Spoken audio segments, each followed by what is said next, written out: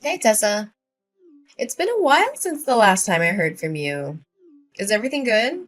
I'm so sorry I didn't have time to text and call you as often as I used to. I'm a famous writer now and I've been swamped with interviews and book signings. Ugh. I hope you didn't take it too personal and forgive my carelessness. Hi, Heather.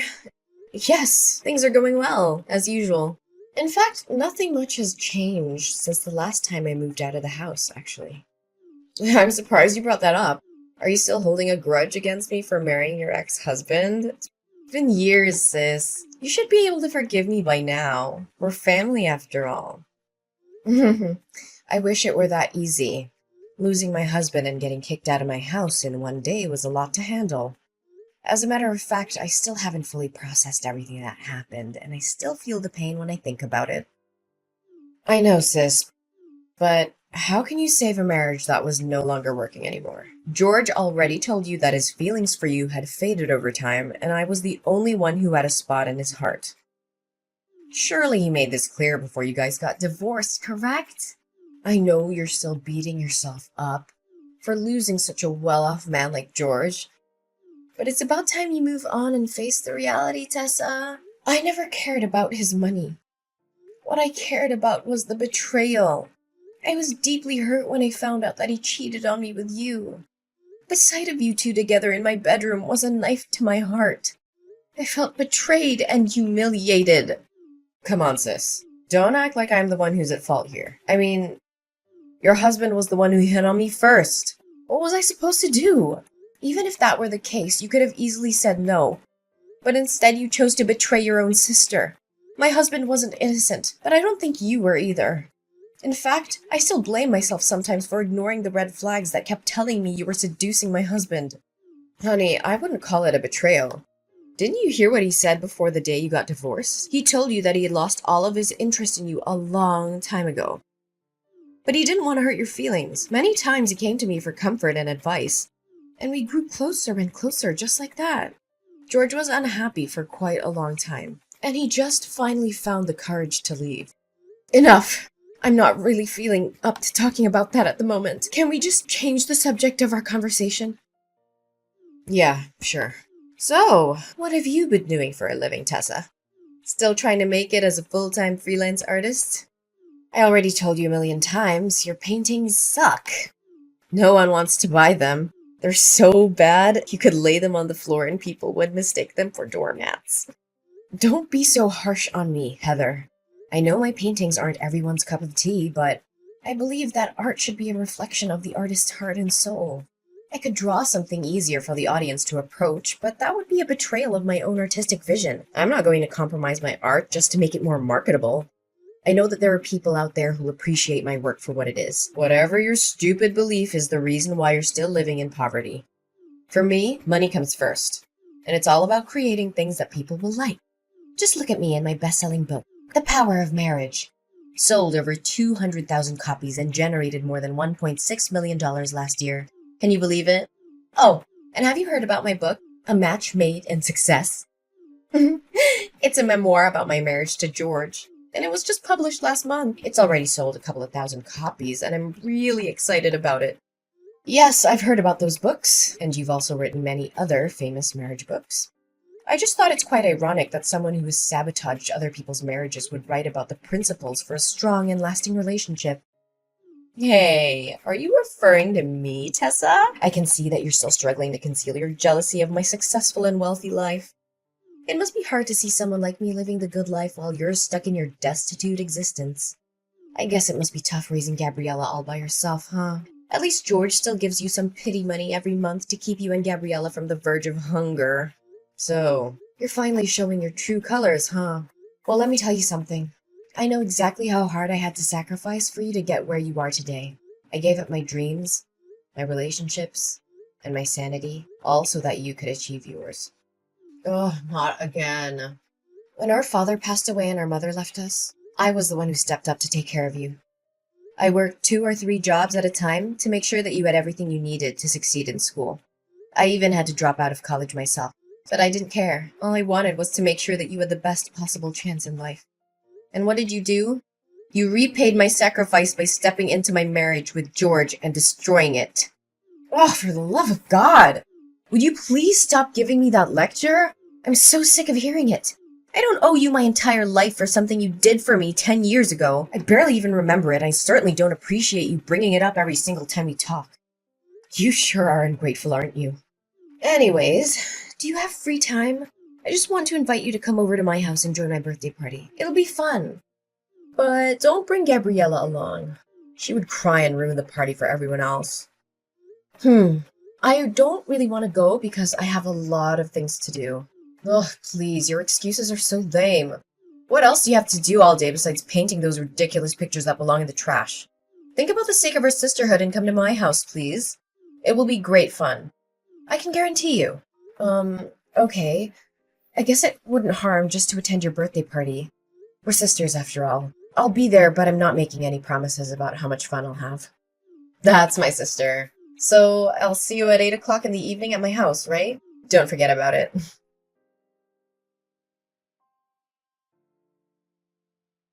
What was your intention of inviting me to your dinner party last night? You treated me like my presence wasn't even important. You called me your housekeeper and made me slave away for you and your guests. What was that all about? I'm not sure if you were trying to be funny or if you were just being mean, but either way, it was really hurtful. Tessa, really, could you think rationally for just a little bit? How can I call you my sister when you're so impoverished? I mean, judging by the way you dressed yesterday, I can only guess those outdated garments were bought at a thrift store or a garage sale. It's embarrassing to be seen with you in public. You don't even deserve to be my housekeeper. What? How can you say that about your own sister? Are appearance and money truly that important? What else could be more important? I mean, look at how my friends dress and look. They're all from wealthy families, have high social status, or are celebrities. If I claimed you as my sister, they'd laugh at me in my face and then shun me. You wouldn't want that to happen to your own sister, would you? But why didn't you give me a heads up? Instead, you made me a laughingstock in front of your friends. Well, it's not like you would find anything more decent to wear even if I told you about my friends in advance. But thanks for coming anyway.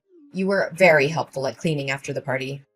I was so concerned because my current housekeeper asked for a sick leave and I couldn't find anyone better to replace her.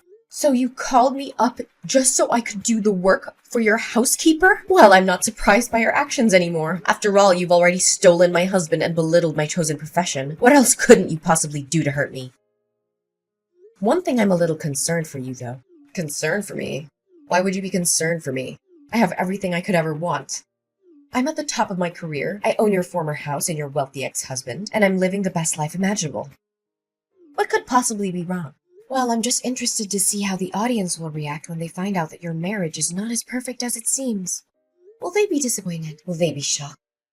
I can't tell for sure. What do you mean when saying that my marriage isn't perfect? We are both incredibly successful people. I'm a world-renowned writer, and George is a household name who earns over $500,000 per year. What could possibly go wrong with my marriage? Well, I'm not trying to be nosy, but I found out yesterday that you and George are sleeping in separate rooms. I don't have to be a psychologist to know that sleeping apart can be a sign of troubled marriage, or even a marriage that's on the verge of dying. Am I correct about that? What? How dare you break into my room without my permission? I'm sure you were looking for something to take from my house. What? I may have some financial problems, but I'm certainly not a thief. You were the one who told me to clean the entire house before the guests arrived, remember? I only did what you asked me to do. Oh yeah, I told you that. But it's understandable that every marriage has its ups and downs. My marriage with George is no exception.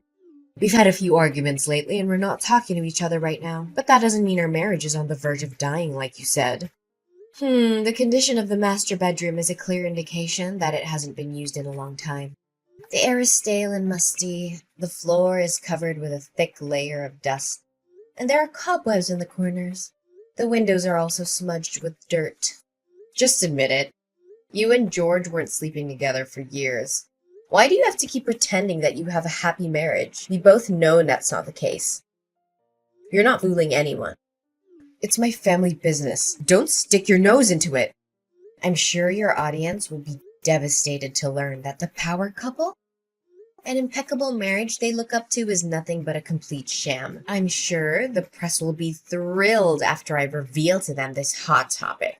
You! How dare you threaten me like that?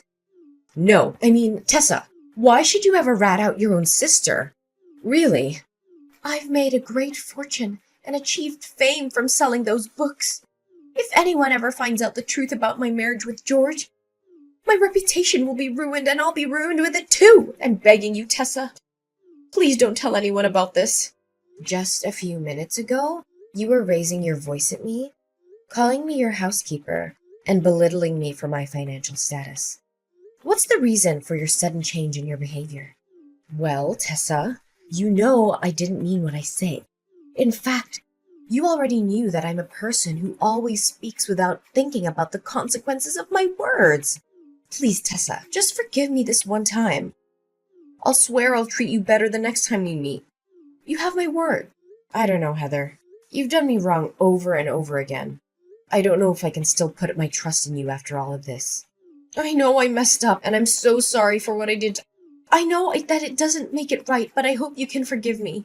You know that you're the only one I can count on. Other than you, I have no one else. Please, Tessa, spare me this time. Okay, I let you go this time, but I'm warning you. If you do this to me again, I'm done. I can't keep forgiving you for breaking my trust. Thank you, Tessa.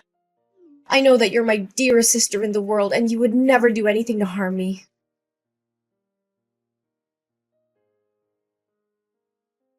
Tessa? Are you there? I have something very important to talk to you about. Yeah, I'm here. What's up? I have something to ask you. It may sound a little strange, but just hear me out, okay? Sure, go ahead. I'll try to help you the best I could. Listen, can you let me borrow your daughter, Gabriella, for some time? The situation is urgent, and you can't say no to me. What? Borrow Gabriella? What do you need my daughter for? In fact, what are you even thinking? I know this is a lot to process all at once, but I had no other choice. Press has been hounding me with questions about my child with George. They've been asking when we're going to have a child, why we haven't had a child after 4 years of marriage, and even if I'm infertile.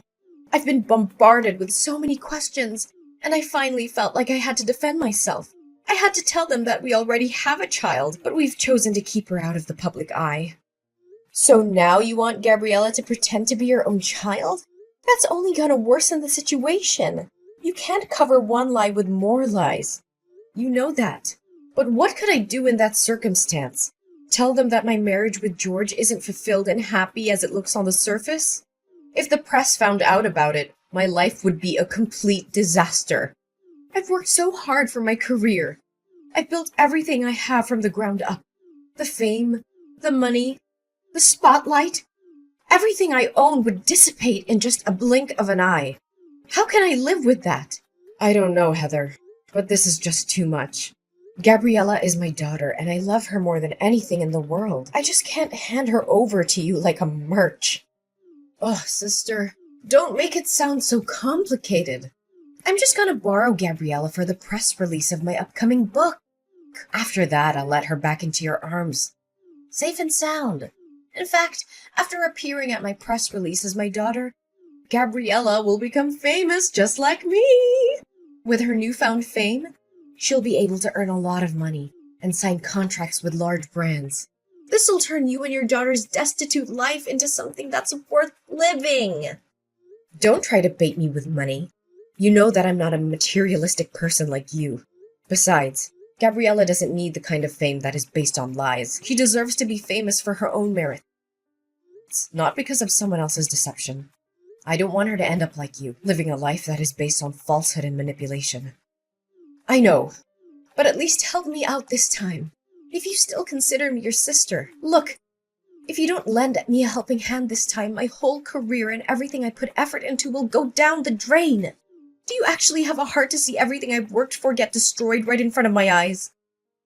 Look, if you don't agree to my plan, then I have no reason to exist in this world anymore. What are you saying, Heather? Please don't think about doing anything stupid. You still have a whole life ahead waiting for you. Just divorce George and rebuild your happiness from scratch. You still have plenty of time. You're still young. Are you crazy? I can't give up the fame, money, and glory that I'm possessing. It's the most ridiculous thing I've ever heard. If you don't agree with my plan, it's all over. Ugh, don't break my heart into a million pieces. You know I only have you and Gabriella as my flesh and blood relatives. So you agree to do as I say. Come on, I'm only borrowing Gabriella for one day. I'll have her back to you before you know it. All I'm gonna do is introduce her to the audience and have her practice answering some questions for the press. I just need her to convince everyone that I'm her mother. I promise I won't do anything to harm her. I just need her help for one day, and then she'll be back with you. Okay then, if you insist. That's my sister. I'd like to borrow her for tomorrow morning for my press release. It starts at 9 a.m., so I'll come to your house at 8 a.m. to pick her up. You know, this press release is for my new book, The Parenting Journey, a roadmap for raising happy, healthy children. I know the audience will love it, especially when I introduce my own child, who I'll claim to be the source of my inspiration. This is so wrong, Heather. I feel like you're lying to the audience, especially your fans. Honestly, my biggest advice for you at this very moment is to stop before it's too late. I know. Just help me this one time and I'll promise I'll never ask anything from you ever again. Fine. I'll help you this time, but please don't do anything out of line.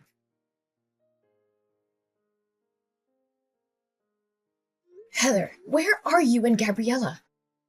I've been waiting for you the whole day. You said you were going to return Gabriella to me by 1 p.m.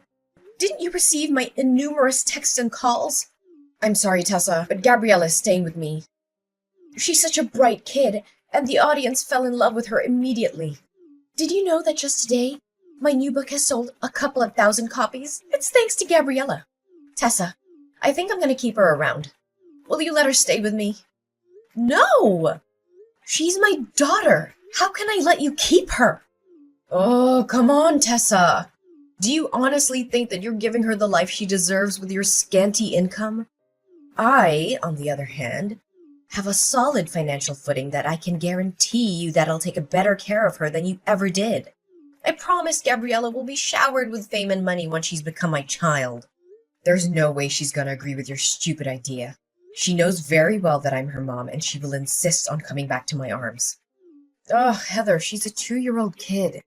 She can't decide for herself. Besides, I'm already at the airport. Me and my husband and Gabriella are heading to another country where you can't find me. Don't worry. I'll send you a couple of pictures of your daughter every now and then. Your child will be a great tool for me to earn even more money. I knew you would do something like this. You know? What do you know about? Look, I overheard the conversation between you and George. You saw how the audience reacted to Gabriella, and you decided to exploit her for your own gain. You only wanted to use her as a tool to further promote the image of a perfect family that you're crafting. Do any of my words sound wrong to you? What? So you already found out about my plan? Why did you let me carry on with it anyway? Well, I just want the world to know your other side of personality, and what's better than catching you red-handed. By the way, me and the paparazzi are after you. We were tailing you all the way from your house to the airport. You're not gonna get away so easily. And what's happening between us is being broadcasted live. Guess you're making $1 million worth show. Just as you always wanted. What? Where are you? Show yourself now. I don't have time to play the game of cat and mouse with you. Well, take a look behind your back and find out.